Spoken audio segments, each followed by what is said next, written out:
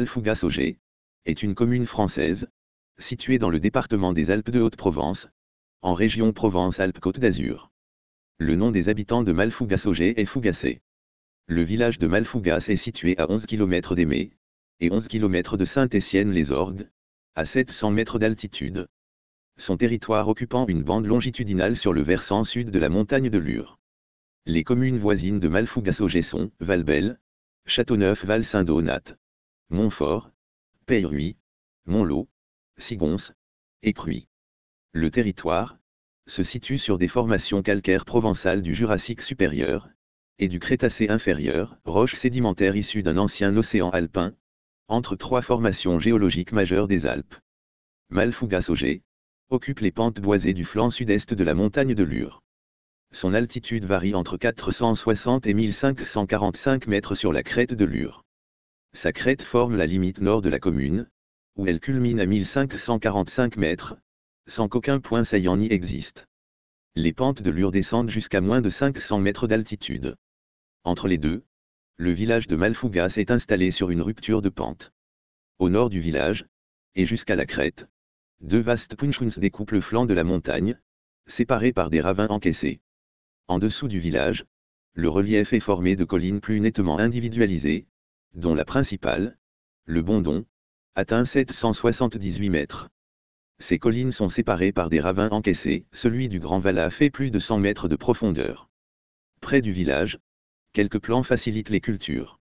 Malfougas-Augé est arrosé par plusieurs cours d'eau, affluents ou sous-affluents de la Durance, le Grand Valat, dont le cours intermittent dessine une courbe à l'est de Malfougas, et qui devient ensuite le ravin de Mardaric, le ravin du Jas de l'Amy, affluent du Grand Valat, le ravin de la Combe d'Oursière, qui se jette dans le Turon, ces deux torrents formant la limite sud de la commune, le ravin du Bouilly, le ravin le Beuvon, le Riou de Sisteron.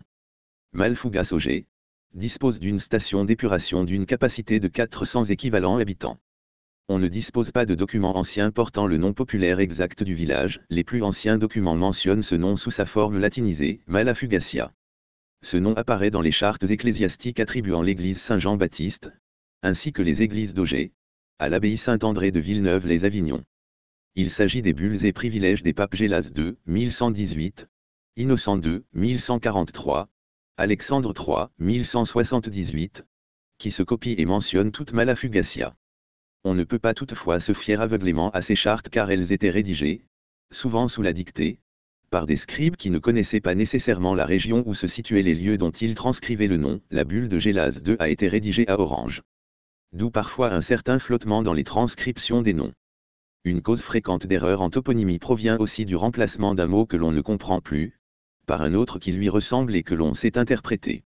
Le phénomène se reproduit à chaque changement de langue dominante. Il est vraisemblable que le nom indiqué dans les chartes ne soit qu'une interprétation d'un nom du lieu antérieur.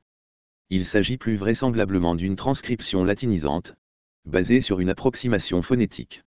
Fugacia, qui à l'époque de la rédaction des chartes, début du XIIe siècle, désignait un lieu sauvage, réservé au gros gibier, a été confondu par la suite avec Focaccia, Fougas, pain cuit sous la cendre, Malafocacia en 1274, cité par Louis Peloux, d'où le nom, peut-être ironique, mentionné par le même Peloux pour 1218, Malo tortello égale mauvais gâteau. Le dictionnaire du Cange, Glossarium Mediae, et Infime Latinitati, donne pour Fugacia la définition suivante, traduite car le dictionnaire est rédigé en latin, portion de campagne réservée aux cerfs et aux bêtes sauvages, sans aucune clôture, gérée non pas par les lois forestières, mais par ses propres privilèges, terrain de chasse. Ce même dictionnaire donne à l'appui de cette définition un exemple tiré de la charte de Mathilde Ier, impératrice, par laquelle elle éleva Milon de Gloucester au rang de comte d'Hereford. Je désire que tous les biens susmentionnés qu'il tenait de moi librement et paisiblement, dans les bois et dans la plaine, dans les forêts et dans les terrains de chasse, dans les prés et les pâtures, in foresti et fugacies, in pratis et pasturi. Cette référence donnée par l'ancien mais excellent dictionnaire du Cange, dictionnaire du bas latin et du latin médiéval, est précieuse car l'impératrice Mathilde a vécu de 1102 à 1167, c'est-à-dire exactement à l'époque où les papes Gélas II, Innocent II et Alexandre III faisaient don de l'église de Malfougas à l'abbaye Saint-André de Villeneuve. Charte de 1118, 1143, 1178. Le sens attribué par le scribe au nom du prieuré était donc mauvais terrain de chasse au gros gibier. Rien à voir avec le pain à ce moment-là. La confusion entre fugacia et terrain de chasse, et focaccia avec fugas, s'est produite plus tard. Mais cela ne signifie pas que ce sens soit conforme au nom véritable du lieu. La forme Malafugacia est en effet à rapprocher d'une longue série de toponymes provençaux, commençant par la même racine ou ses variantes, man, mar, Equatera, Maligé, Malmoisson, Malocène, Malocène, mais aussi Manosque, Man, Mandelieu, Equatera. Charles Rostin écrit, le sens généralement admis est montagne. Toutes les localités ainsi nommées sont situées dans des régions montagneuses. Le nom de notre village pourrait se rattacher à cette racine, mais dans ce cas il reste à expliquer l'autre composante, de même époque prélatine, qui a été interprétée par le latin fugacia. Et faute de documents, cette recherche est pour l'heure impossible. Dans quelle langue ce nom a-t-il été créé? Un autre rapprochement pourrait se faire avec Malga, toponyme fréquent dans l'Italie alpine, surtout dans les Dolomites, et qui désigne un territoire d'altitude consacré à l'élevage laitier. Mais là aussi il faut être prudent. Enfin, dernière éventualité, le recours au terme mêleuse, malhomme. À l'époque franque, ce terme désigne un tribunal siégeant en plein air et jugeant des affaires mineures. Il se tenait sur des espaces découverts, au centre des territoires, ou à proximité des grands carrefours, sous la présidence du comte ou de son représentant. Cette pratique est à l'origine de quelques noms de lieux, Malmort, La Malle, près de Bouc-Bel-Air. Bien que le terroir de Malfougas ne semble pas propice à l'établissement d'un tel tribunal, ce n'est pas non plus une hypothèse à rejeter. Il faudrait cependant en trouver des traces dans les annales, ce qui n'est pas le cas actuellement. De toute façon, cela ne pourrait expliquer que le début du nom. La fin risque de rester mystérieuse longtemps encore. En conclusion, comme souvent en toponymie, il est difficile de donner avec certitude une explication au nom de notre village. La version que nous donnent les chartes pontificales, Malafugacia serait mauvais terrain de chasse, a le mérite de donner un sens plausible, à la différence des explications faisant allusion au pain, mais repose sur l'idée que le terme mala est latin, ce qui est probablement inexact. Il faudrait disposer de documents plus anciens pour pouvoir formuler une hypothèse acceptable. Histoire. Antiquité. Dans l'Antiquité, le territoire de Malfougassogé fait partie de celui des Sogiontiques, Sogiontri, qui peuplent la montagne de Lure, en étant fédérés aux Vaucons. Après la conquête, campagne de 125 à 124 avant Jésus-Christ, ils sont rattachés avec eux à la province romaine de Narbonnaise. Au IIe siècle, ce peuple est détaché des Vaucons et forme une civitas distincte, avec pour capitale Ségustero, Sisteron. Alors que le sud-est de la Gaule était une terre burgonde, le roi des Ostrogoths Théodoric le Grand fait la conquête de la région entre la Durance, le Rhône et l'Isère en 510. La commune dépend donc brièvement à nouveau de l'Italie, jusqu'en 526. En effet, pour se réconcilier avec le roi burgonde Gondemar III, la régente Ostrogoth, à Malassonte, lui rend ce territoire. Au XIIIe siècle, l'abbaye Saint-André de Villeneuve-les-Avignon s'est fortement implantée dans le secteur, possédant simultanément les églises d'Auger, de Consonnave et de Malfougas. De la fin du Moyen Âge à la Révolution française, les trois communautés villageoises, Auger, Consonnove et Malfougas, relevaient de la viguerie de Fort-Calquier. Au XIIe siècle, l'abbaye Saint-André de Villeneuve-les-Avignon possédait les deux églises, haute et basse d'Auger, dont le prieuré Saint-Georges d'Auger. Auger est cité dans les chartes sous forme d'un castrum, lieu fortifié, entre 1225 et 1250. Auger compte 62 habitants en 1765. Le village le plus ancien serait situé à Consonnove, une motte castrale y est présente dès le XIe siècle, dite Consonnavie à ce moment. Ce castrum s'élevait en limite ouest du territoire actuel de Malfougas-Auger, à 719 mètres d'altitude. Il en subsiste des vestiges permettant d'apprécier sa puissance, pour une fortification de cette époque, mur d'1 m40 d'épaisseur, protégeant une plateforme de 250 mètres carrés environ, et renforcée d'une tour. Cité une unique fois en 1045, il a pu être construit à la fin du Xe siècle. Centre administratif, probablement situé sur un itinéraire de Sisteron à Apt.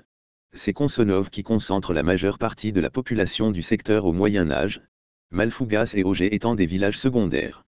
Au XIIe siècle, l'abbaye Saint-André de Villeneuve-les-Avignon possédait l'église de Consonnove, et en percevait les revenus. Le seigneur était le comte de Provence, jusqu'à la fin du XIIIe siècle. En 1296 il cède le droit d'alberguer à l'évêque de Sisteron. Mais dès le XIIIe siècle, c'est l'abbaye de Cruy qui contrôle le territoire. Au siècle suivant, elle possède le castrum. Tout au long du Moyen Âge, des conflits opposent l'abbaye, propriétaire des forêts, aux Sisteronnais, qui viennent s'y fournir pour leurs différents usages, chauffage, construction, ameublement. En 1266, une sentence limite leur usage à la collecte de bois de chauffage, et 4 gardes sont recrutés pour en surveiller l'application. Les défrichements sont aussi interdits à l'abbaye de Cruy. Finalement, en 1436, les bois de Consonnave et de bois à Crompas sont cédés à Sisteron, tandis que l'abbaye gardait les droits de justice et les terres arables. En 1391 ou 1392, dans le contexte de la guerre de l'Union d'Aix, le castrum de Consonnave est détruit. Le site est indiqué comme déserté en 1400, et le reste jusqu'à la fin de la guerre de 100 ans. Bien que réoccupé, il ne retrouve pas son ancienne importance, à la veille des guerres de religion. Les fortifications sont toujours en ruine, et seules 6 granges, 6 fermes, sont habitées. Au XVIe siècle, c'est la ville de Sisteron qui est seigneur du lieu. La version sur la situation géographique de Consonnove est fortement remise en cause par les documents originaux, trouvés par l'association au pied du mur de Malfougas.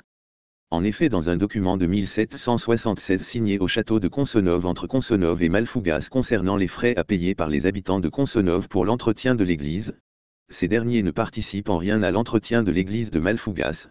On trouve les noms des signataires au nom de Consonnove, noms que l'on retrouve dans les recensements au hameau de Chapelet, la Grange et les Buissières. Mais le document le plus intéressant, c'est une visite durant 3 journées du terroir de Consonnove les 6, 7 et 8 novembre 1721 par des estimateurs, à la demande de la marquise Anne d'Avéusian, représentée par le sieur Giraud Gobert, veuve de Jean-Joseph-Antoine de Glandevet, chevalier et marquis de Niozelle, seigneur de Pierrerue et Consonnove ses dépendances et autres places. Ce document retranscrit la visite des estimateurs pour évaluer les dégâts occasionnés par les cochons et les chèvres des habitants de Malfougas dans les chênaies de Consonnove, dont voici quelques détails. Au septentrion la route de Fort-Calquier à Sisteron, au levant la commune de Montfort, au midi la commune d'Augés et au couchant la commune de Malfougas. Les détails de cette visite permettent aussi de situer l'emplacement de l'église de Consonnove, où il y a une vieille masure qui était autrefois l'église de Consonnove. Consonnove se situe donc à l'est de Malfougas. Malfougas.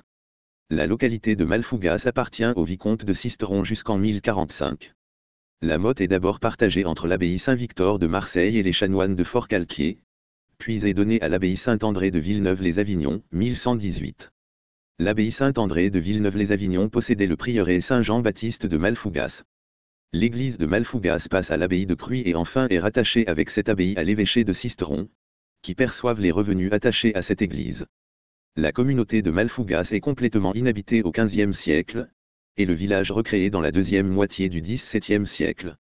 En 1807, le village de Consonnove, 8 bastides habités en 1698, et 56 habitants en 1806, est rattaché à Malfougas. Une placette derrière l'église en perpétue le souvenir. Le coup d'État du 2 décembre 1851 commis par Louis-Napoléon Bonaparte contre la Deuxième République provoque un soulèvement armé dans les Basses-Alpes, en défense de la Constitution. Après l'échec de l'insurrection, une sévère répression poursuit ceux qui se sont levés pour défendre la République. 22 habitants de Malfougas sont traduits devant la commission mixte, la majorité étant condamnée à la déportation en Algérie. Comme de nombreuses communes du département, Malfougas se dote d'une école bien avant les lois Jules Ferry, en 1863.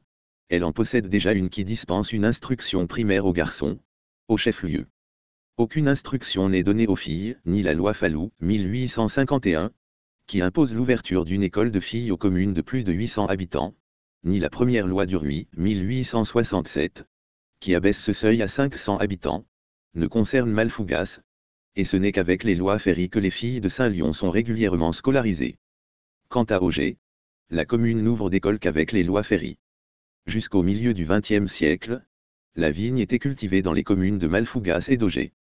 Le vin produit, de qualité médiocre, était destiné à l'autoconsommation. Cette culture est aujourd'hui abandonnée. De la même façon, la culture de l'olivier, pratiquée sur de petites surfaces au XIXe siècle, jusqu'à l'altitude de 600 mètres, exceptionnellement jusqu'à 700 mètres, a aujourd'hui disparu. En 1973, La commune d'Auger en voie de désertification fusionne avec Malfougas, la nouvelle commune prenant le nom de Malfougas-Auger. Cependant, répondant au désir des propriétaires des terrains, la plus grande partie du territoire de la commune, dont l'ancien chef-lieu, est rattaché à Peyruy en 1975, Malfougas-Auger ne conservant finalement que 111 hectares de l'ancienne commune, dont elle porte le nom, située dans le ravin des Gachènes.